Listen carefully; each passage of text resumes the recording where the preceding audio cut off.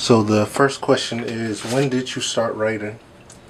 I started writing at a young age. I can remember in school I always kind of loved the aspect of just expressing myself, so I often won awards for it at a young age. But I think I really got into it probably as a teenager. I used to kind of go around my hood and make these like cruel intention notebooks. Like I would take pictures of people and write profiles on them. And that's why when I really got into writing at that same time period, I would also write poems and stuff like that, just being a teenager going through things. That was just how I chose to express myself, was through poems and raps and things like that. So it's kind of always been my form of self-expression. What inspires your poetry the most? My life, that's what I write about. For the most part, is my own life or the lives of those people around me. But what probably inspires me to write, I think in 2007 I lost a lot of people that were really close to me. But losing my friend Willie Wayne Moran, ironically today's his birthday, it's January 9th, that's funny. But losing Will really inspired me to write for a purpose of peace. It kind of, losing him, I found myself. If you think about it like a rose and fertilizer, sometimes somebody has to go in order for something else to blossom. So that's what inspires me to stay focused, to stay positive and write for an exact purpose, because Will always said, you know what I mean, you got to use your words wisely. So kind of that's what drives me. What do you enjoy most about performing your spoken word? The free drinks on stage. No, I'm lying. What I enjoy most about it, performing-wise, I feel like I just got to deliver a message. I don't really think I get sheer enjoyment from just performing in itself. That's just really how I speak, and people happen to view it as a performance. I guess I'm a little bit of a character. But I prefer to actually teach poetry and teach other kids how to perform. I know how to express myself really good, so it's more of a kick to teach somebody else to find them their voice and stuff. That's more so what I enjoy doing. What is your preparation process, if any, for a show, or an event? Practice. Repetition is my regimen.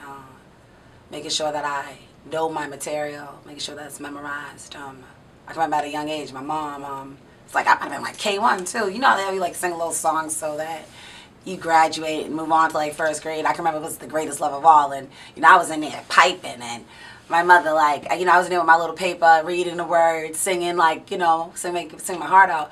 And my mother, I call her in so she can hear my solo before, obviously, we go to the graduation the night before. And she's like, she looks at me like, Ashley, are you kidding me? Do you have a paper right now? You think I'm going to your graduation? You read it off of a paper?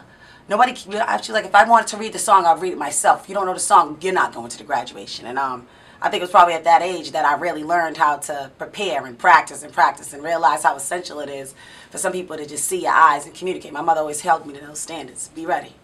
Now, you have such a deep catalog, so many poems, forms of expression. When you're doing a show, how do you decide what to actually perform? I walk in the room, feel the energy. I used to be able to come like a roster. It depends. Like if it's a youth event and they tell me what the theme is, obviously I can ride with that. But for the most part, if I'm going to an open mic venue, you just go in and you feel the energy. You lock eyes with people, you talk to people in there. You kind of feel what they need, and it just comes to you before you hit the mic. Okay. But if you know all your work, you can go to the mic with whatever you want, whenever you want. And that's really the beauty of knowing your work. You have more of a Rolodex of poems, How has growing up in Boston affected your poetry? How has growing up in Boston affected my poetry? Well, it definitely made me a winner. Definitely come from the city of champs, so I guess I go at things with the winning mindset altogether. In regards to my poetry, Boston's a political city. Boston's a city where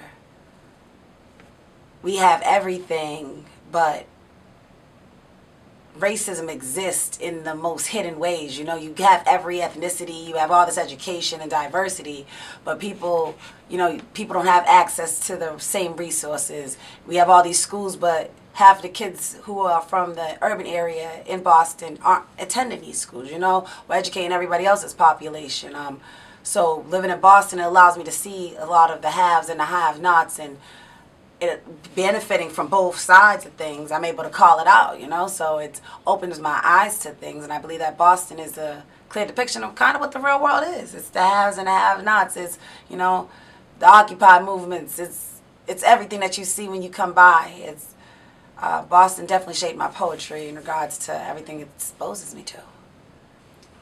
Talk a little bit about the other side of Ruggles. You're on the other side right now. It's two different worlds. Well, now I wrote that poem. I started it, I think, I was working at DS&I, so I can't remember the year anymore, dude. My brain's fried.